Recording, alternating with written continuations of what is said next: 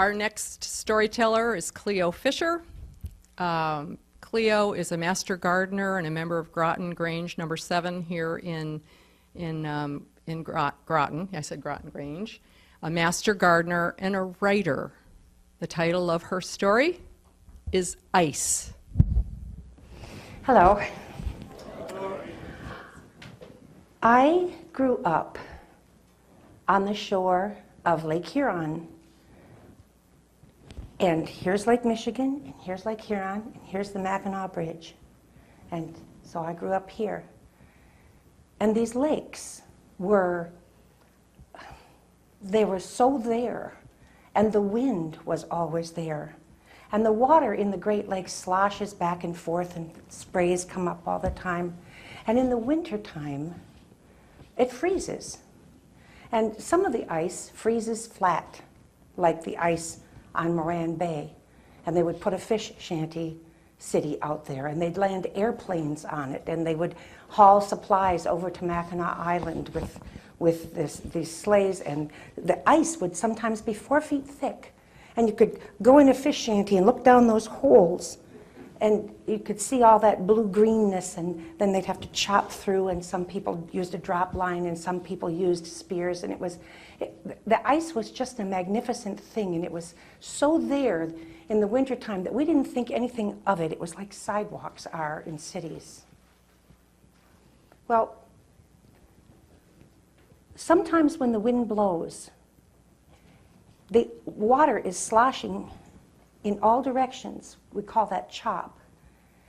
And the wind would pick the water up, and it would freeze.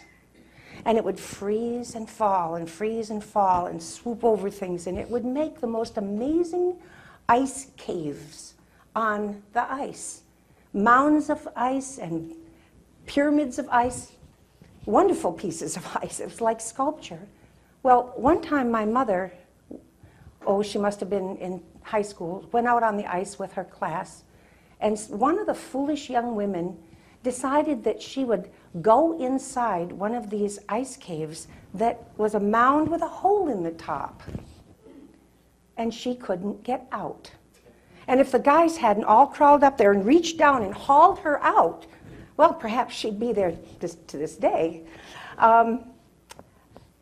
And everybody seems to have an ice story. My personal ice story is that I was walking home with my friend Jackie, and our school was on the shore of Lake Huron, and her house was on the shore of Lake Huron, a mile down the way.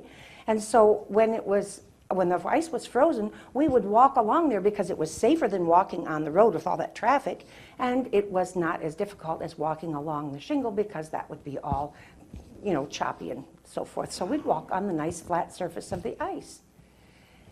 So one day we're walking along, and there's this expanse of white. No footprint, nothing, just unbroken. And we're walking along, and all of a sudden, I walk off the edge of the ice. And because I am a northern child, I know exactly what to do.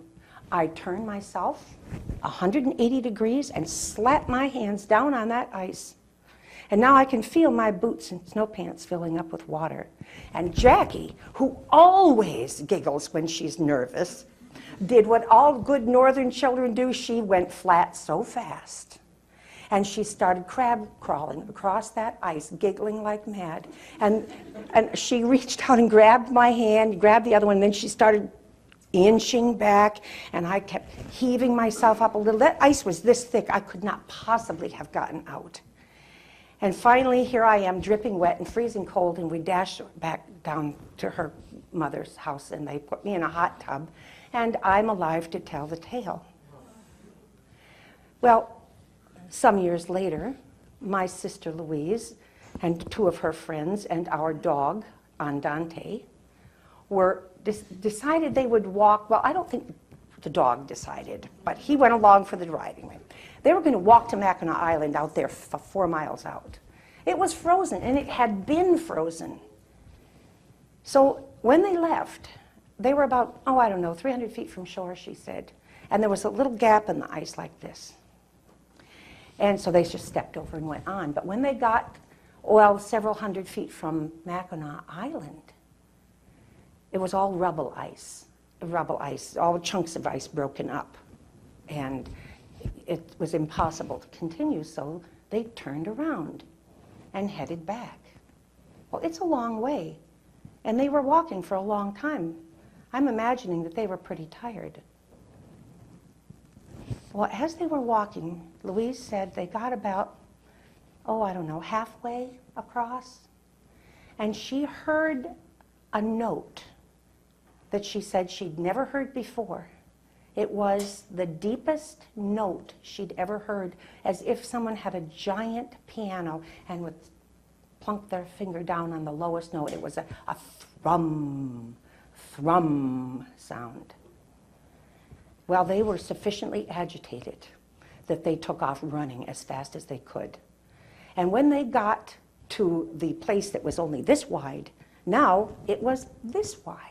And they ran and leapt over it. But the Andante, he was just back and forth and back and forth. He was just terrified. But finally, they cajoled him sufficiently, and he ran and jumped over, and they grabbed him and ran to shore. And the next morning, my sister looked out to see the ice that had frightened them all so badly, and saw empty water. Every bit of that ice had broken up in the night and floated away.